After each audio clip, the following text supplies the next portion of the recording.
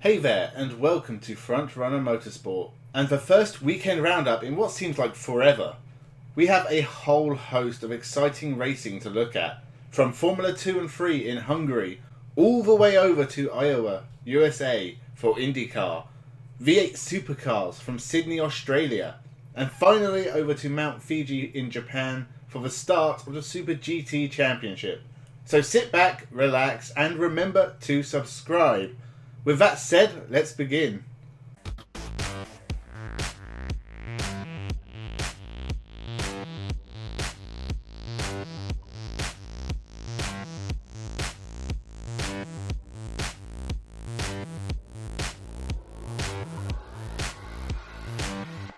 Welcome to Frontrunner Motorsport. Starting with Formula 2, there was a bit of chaos at the start. Roy Nissany dive-bombed his own teammate, causing Trident to really think about their choice of drivers. Although Nissany is a Williams Academy driver, somehow. Lundgaard was far more unlucky. He made light contact with Giotto whilst trying to overtake and punctured his own tyre, with Markelov crashing out after contact with Armstrong, who was trying to avoid Lundgaard. So a few mad moments removed a quarter of the field after the first few laps.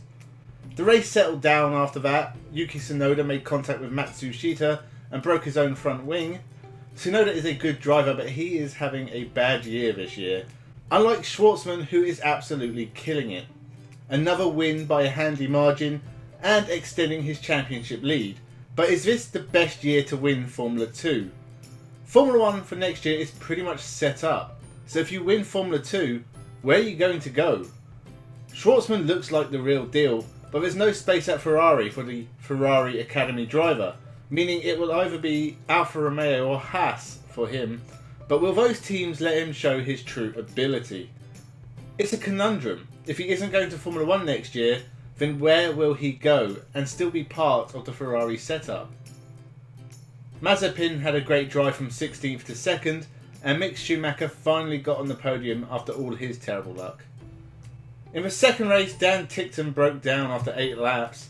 Another great driver who isn't having much luck. This was a race of tyre conservation. Everyone pitted except Luca Giotto.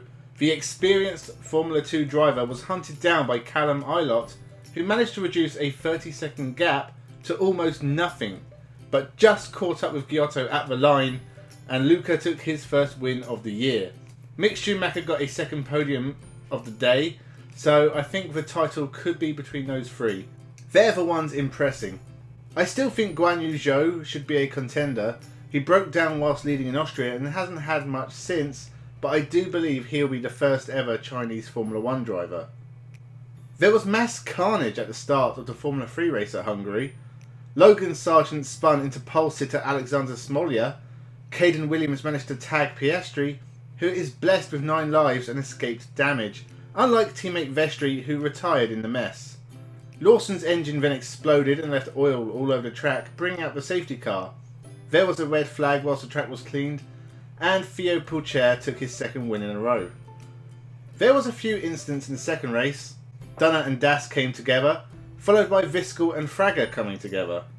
Bent by name, bent by nature, although his car seemed undamaged as Viskel would fight through the field to eventually lead. Matteo Nannini spun and Vestri broke down again, really damaging his title hopes. Bent Viskel was doing really well, but he had a 5-second penalty for the incident with Frager, but he did manage to pull out a 6-second lead, but then he would get another 5-second penalty for gaining an advantage off the track, and then Frederic Malvestiti crashed, brought out the safety car, and Viskel would win, but would end up finishing 17th overall after the penalties were added. A pretty naff day for him, but Dave Beckman took the win and Piastri would get another podium and maintain his championship lead. IndyCar from Iowa. After Scott Dixon's 3 wins in a row to start the season off, everyone else is playing catch up. The first race was the more exciting. Will Power's wheel fell off after a pit stop, so one mechanic was looking for work come Monday. Herta crashed into the back of VK and was launched into the air in a pretty scary moment, and Pagenaud chased down the leaders to take the win, beating Scott Dixon. Not a lot happened in race 2. Ed Carpenter crashed into the wall, as did Hunter Ray as he left the pit lane, which was pretty embarrassing. Joseph Newgarden won, but it is still Scott Dixon being the one to chase down and beat as the season continues. V8 Supercars at Sydney. The first race was a night race, which was pretty cool looking. Not a lot happened in all three races, honestly. McLaughlin fell back at the start of race 1, but somehow still managed to win. It's pretty much his title to lose at this point. Race 2, Van Gisbergen was leading for most of the race, but pitted way too late for tyres, and Nick Percat took his second win of the year. McLaughlin got past Rick Kelly and James Courtney on the last lap to take third, whilst Whincup was way down the field. Race 3 saw McLaughlin pit with damage, and Jack LeBrock taking his first ever win. But McLaughlin now has a handy lead. It's a shame Holden's last year has been interrupted by the coronavirus. It feels like they are going to miss out on a proper celebration of their history. Hopefully there'll be Holdens racing in Australia next year, so they can have a good proper send-off to the scrap heap in the sky. Finally, Super GT at Mount Fiji, and honestly this was a dull race, but not a lot happened. Cassidy and Hirakawa won in the Tom's Toyota, and it is impressive that there are 10 different manufacturers in the GT300 class. I like Super GT, hopefully we get some good races in Japan this year. That's the lot. Racing was a bit of a letdown this weekend, but leave me your thoughts in the comments below. Suggestions for videos are also welcome. Please remember to subscribe. I am over the moon at reaching 60, now let's get to 70 post haste. Thank you for watching and have a good one.